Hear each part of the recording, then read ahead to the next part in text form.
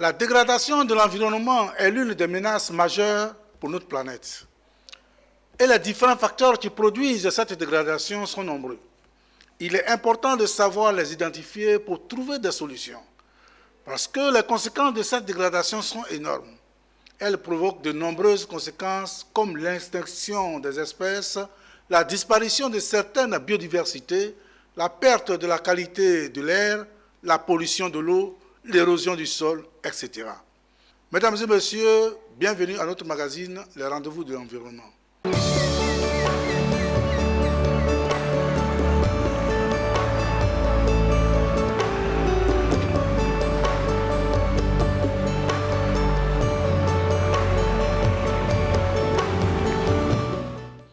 Dans la rubrique Bon à savoir, nous sommes au cœur de la forêt sacrée de Zikisso, dans le département de Lakota, à 226 km d'Abidjan. Et c'est dans la région du Lodjibois. À Zikisso, à 2 km de cette localité, une forêt sacrée. Ici, c'est de par la protection divine que petit à petit les arbres ont poussé et ont été protégés. Et voici le refuge d'une énorme biodiversité. Chaque organisme, qu'il soit petit ou grand, joue un rôle essentiel. Alors là, une question se pose. Comment la divinité peut-elle contribuer à la restauration de la forêt?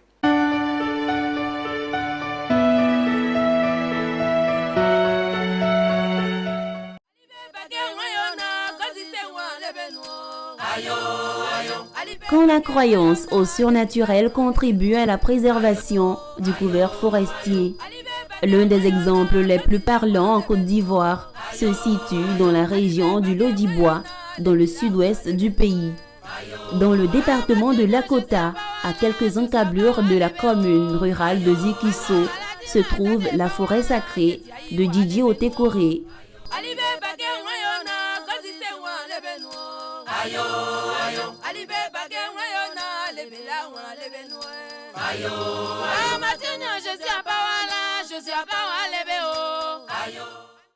Ici, nous sommes ce qu'on appelle en français le lieu sacré. En français, le lieu Ici, sacré. c'est un lieu sacré? Voilà. Le lieu du sacré. Donc, chez nous, le mot qui correspond, c'est Djir. Djir. C'est la maison de Dieu. C'est la maison du sacré. Les Français ont reconnu qu'il y a un endroit où le sacré Dieu habite. Donc ils ont appelé ça le lieu sacré, le lieu du sacré.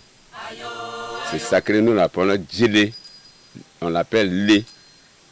Donc Djélé, ça veut dire là où nous sommes connectés. Djélé, ça veut dire là où nous sommes connectés à l'énergie universelle. Un nom emblématique qui met en exergue l'aspect prétentieux de cette forêt noire. Une forêt sacrée pour les autochtones d'Ida, sortie comme de nulle part, qui intimide tout de suite le visiteur en même temps qu'elle le fascine.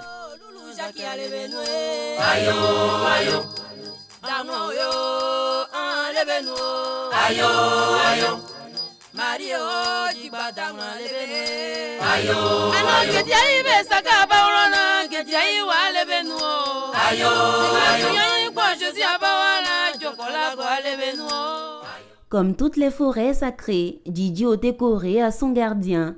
C'est cet homme. Son nom, Goblé Légou. Le canot, et Kakaidoula, et Kakajirebola, Kakamao, Genao,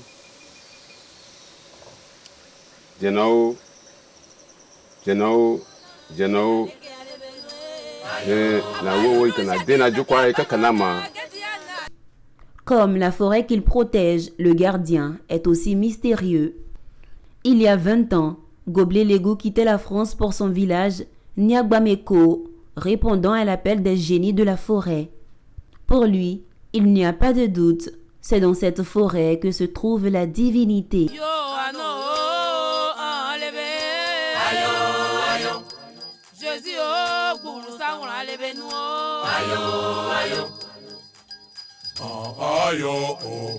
Au-delà de l'aspect magico-religieux, la forêt de Zikisso est étonnamment bien conservée. C'est un refuge d'une énorme biodiversité. Chaque organisme, qu'il soit petit ou grand, joue un rôle essentiel dans la reconstruction de ce monde sauvage et magnifique.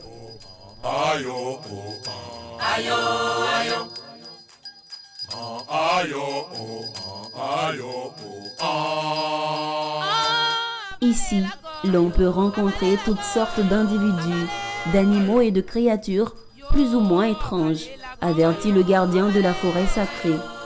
Mais ce qui est plus visible, c'est la végétation luxuriante.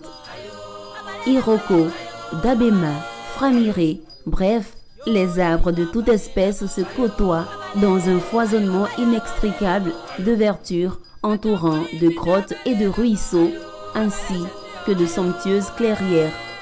Les populations riveraines de la forêt sacrée de Djidji-Otekore vivent en parfaite harmonie spirituelle et physique avec cet écosystème naturel et pour cause, le génie de la forêt aurait appris la musique aux hommes.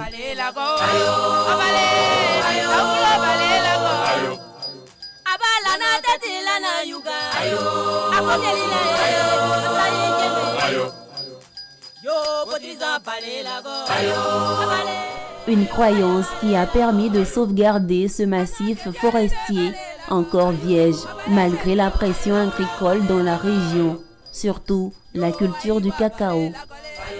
Grâce à cette croyance surnaturelle, la forêt sacrée de Djidji-Otekore a encore de beaux jours devant elle.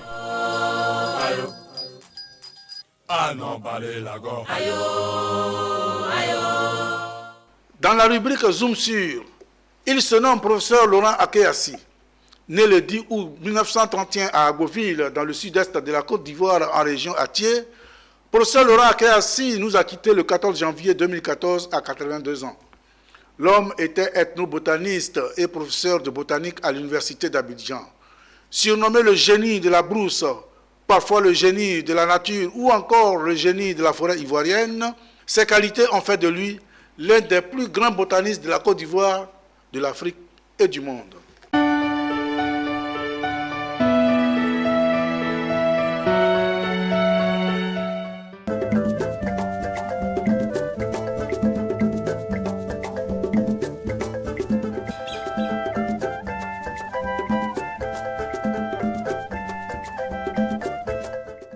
Alors, le professeur Akéassi Laurent, certains l'appellent heureux de la nature. Heureux de la nature. Parce que c'est un homme extraordinaire. C'est un homme hors du commun. En un mot, c'est un phénomène. Parce qu'il a découvert des espèces nouvelles pour la Côte d'Ivoire et nouvelles pour la science. Je crois qu'il y a une douzaine d'espèces comme ça. Et il a dédié certaines des espèces, de ces espèces à des amis, à des hommes de science bien connus. Mais lui-même, on lui a dédié alors des espèces. Cette plante est différente de l'autre. Celle-ci est une espèce nouvelle qui n'avait jamais été décrite. Je l'ai récoltée dans la région de Souvré. Aujourd'hui, la plante a disparu du terrain parce que l'endroit où je l'ai récoltée, l'endroit est devenu des cacaoyères. Alors quand j'ai récolté la plante, je l'ai envoyée en Belgique à un spécialiste de cette famille-là. Et il m'a écrit pour me dire que l'espèce est nouvelle et qu'il veut me la dédier si je suis d'accord. J'ai dit, moi je n'ai pas d'inconvénient.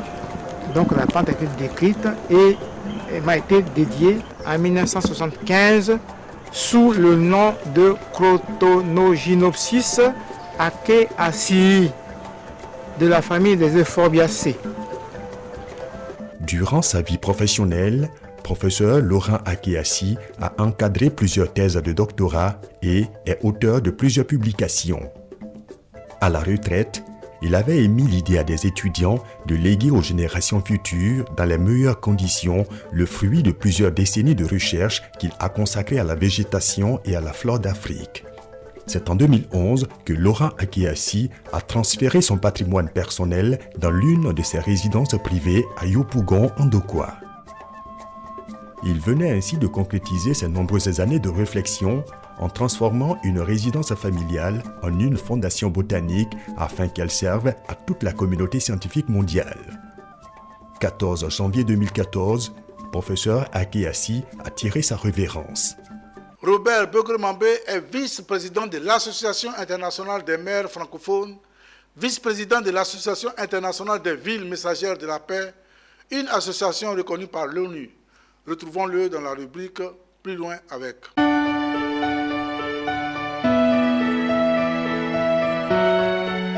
Le problème d'inondation à Abidjan provient de 3 facteurs. Le premier facteur, c'est le mode de lotissement qui conduit à la production de terrain. À un moment donné de la vie d'Abidjan, les lotissements étaient initiés par les propriétaires terriens, ce qui est une bonne chose.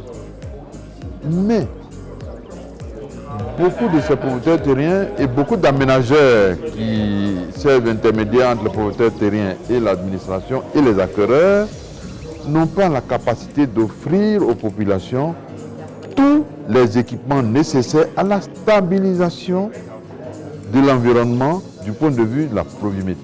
Si bien que quand vous achetez des terrains dans ces lotissements et que la pluie intervient, vous êtes livré à vous-même parce qu'il n'y a pas de réseau d'assainissement pour évacuer l'eau de pluie. Voici le premier élément qui gêne la stabilité environnementale d'Abidjan en matière de pluie.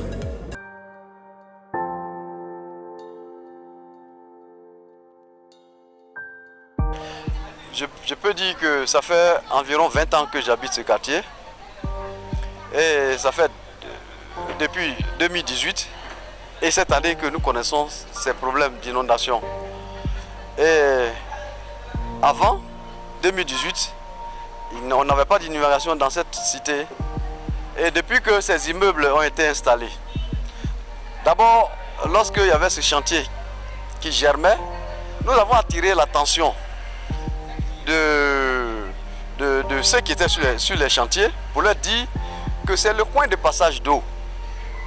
Et si vous fermez les passages, l'eau va tuer tous les habitants des cités riveraines. Malheureusement, nous n'avons pas été entendus. On a implanté des immeubles et aujourd'hui, nous sommes au 2e dégât. Et je peux estimer de 2018 jusqu'à maintenant, depuis que ces immeubles ont été implantés, je suis à une perte d'environ plus de 60 millions. Je suis à la retraite.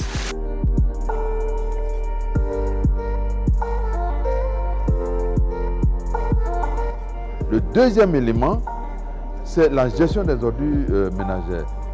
Il est bon que nos parents, les populations, comprennent que les réseaux d'assainissement à ciel ouvert qui existent ne sont pas destinés à recevoir les ordures ménagères. Les déchets solides dans les réseaux d'assainissement diminuent la capacité du réseau à évacuer l'eau de pluie. Donc évidemment, il suffit que la pluie augmente un peu et l'eau déborde. Voici le deuxième élément qui nous gêne. La pluie a commencé vers 11 h. Et c'est 2 heures du temps seulement la pluie a fait, mais il y a eu des dégâts.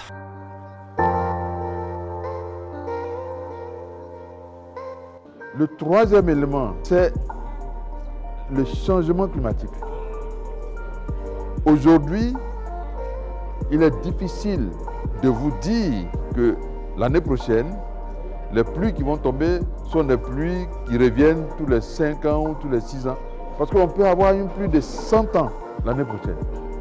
Parce que toute la prévision météorologique a changé du fait que la couche d'ozone est attaquée et qu'il y a des gaz à effet de serre qui perforent la couche d'ozone.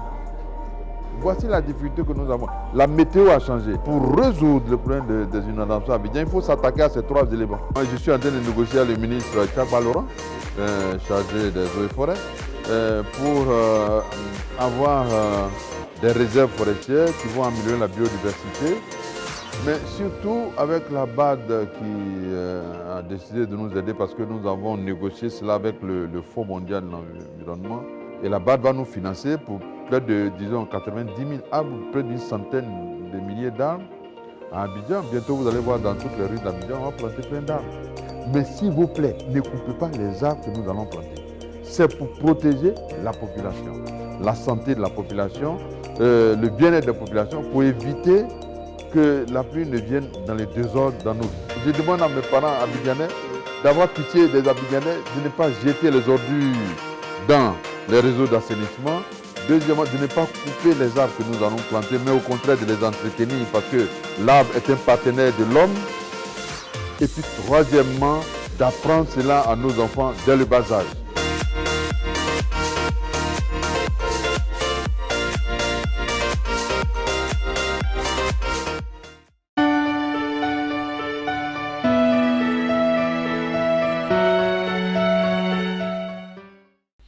Mesdames et messieurs, à présent la rubrique Planète Info avec Lizzie Yao. Bonsoir Lizzie. Bonsoir Diego de Silva. Alors qu'en est-il exactement du PIDAC?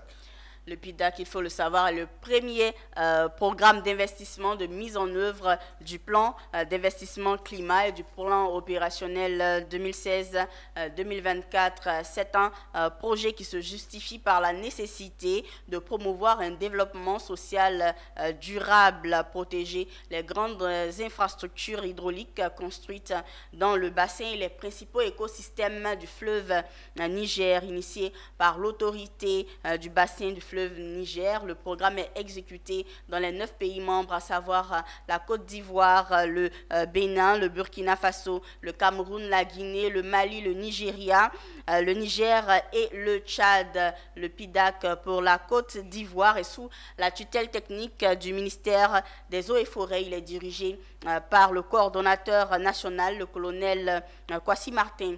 Le PIDAC est financé par plusieurs partenaires techniques et financiers ayant pour agence d'exécution la Banque africaine de développement. Pour la Côte d'Ivoire, c'est un budget à hauteur de 15 milliards 831 millions de francs CFA. La COP 27 s'est tenue en Égypte du 12 au 19 novembre 2022. Un bilan décevant, pourrait-on dire? On pourrait dire que le bilan est décevant si l'on tient compte de certains facteurs. Effectivement, la COP27 s'est terminée le 20 novembre en Égypte avec l'adoption d'un texte sur l'aide aux pays pauvres affectés par le changement climatique, texte qualifié d'historique. Cela n'a pas été facile, mais nous avons rempli notre mission. C'est la déclaration de Sameh Choukri, président de la COP27, par ailleurs ministre des Affaires étrangères d'Égypte. C'est au forceps que l'accord a été trouvé le dimanche à l'aube entre les 196 participants présents à la COP 27 en Égypte. Mais la déception est grande, il faut le dire, sur les réductions de gaz à effet de serre. Eh bien, les participants ont eu du mal à se mettre d'accord sur le texte final. Celui-ci promet l'établissement de fonds à destination des pays pauvres pour les aider justement à financer les pertes et dommages dus au changement climatique. La France continue d'exporter massivement des pesticides dangereux dont elle ne veut plus dans ses champs. Disez. Oui, selon un rapport de l'ONG suisse Public Eye et Unearthed, une entité de Greenpeace, rapport révélé par Le Monde et l'AFP. La France continue d'exporter des pesticides interdits, c'est ce que l'on apprend. Selon les deux ONG, la France a autorisé entre janvier et septembre 2022 l'exportation de près de 7500 tonnes de pesticides interdits sur le territoire français. L'une des raisons pointées par le rapport, l'interdiction de l'exportation prévue par la loi Egalim de produits phytosanitaires contenant des substances interdites ne s'applique pas aux substances actives elles-mêmes. Eh bien, pendant les 9 premiers mois de l'année, les autorités françaises ont approuvé 150 demandes d'exportation pour des pesticides interdits en France et dans toute l'Union européenne, et dont le Brésil est, on va dire bien malheureusement, la première destination. Au moins 2253 espèces sont possiblement en péril, et c'est au Canada. Aussi malheureux 873 espèces gravement en péril, 1245 en péril, 40 espèces présumées disparues et 95 autres possiblement disparues. Plus le portrait de la biodiversité au Canada se précise, plus on constate une hausse du nombre d'espèces sauvages qui seraient menacées. C'est ce qui se dégage d'un rapport fédéral publié à quelques jours de l'ouverture de la conférence de l'ONU sur la biodiversité COP15 et qui démontre que la situation de plusieurs milliers d'espèces est toujours méconnue au Canada. Le rapport Espèces sauvages 2020, c'est le nom du rapport Espèces sauvages 2020, qui a nécessité 5 années de travail au total, évalue la situation de 50 534 espèces qu'on trouve au Canada sur les quelques 80 000. Cette évaluation ratisse donc très large. Elle comprend autant les champignons que les mammifères marins, en passant par les insectes, les plantes, les mollusques, les poissons, les oiseaux, les reptiles ou les amphibiens. Malgré la crise, l'efficacité énergétique dans le monde progresse nettement, selon l'AIE. Une bonne nouvelle quand même. Oui, l'efficacité énergétique dans le monde a progressé sous la pression de la flambée des prix de l'énergie, a souligné l'Agence internationale de l'énergie AIE dans son rapport annuel sur le sujet. Et c'est ici que prend fin notre rubrique Planète Info. Merci, Lizzie. Merci. Jean-Marie Adiafi, né à Bétier, en Côte d'Ivoire, le 1er janvier 1941 et décédé à Abidjan le 15 novembre 1999, était un écrivain, un cinéaste. Dans son roman La carte d'identité, il écrivait ceci, et je cite, « Rien ne vaut la force de l'amour de l'homme. Pour sa terre, ses forêts, ses fleuves, ses montagnes, ses rochers, ses arbres, ses oiseaux, ses pierres. » Fin de citation.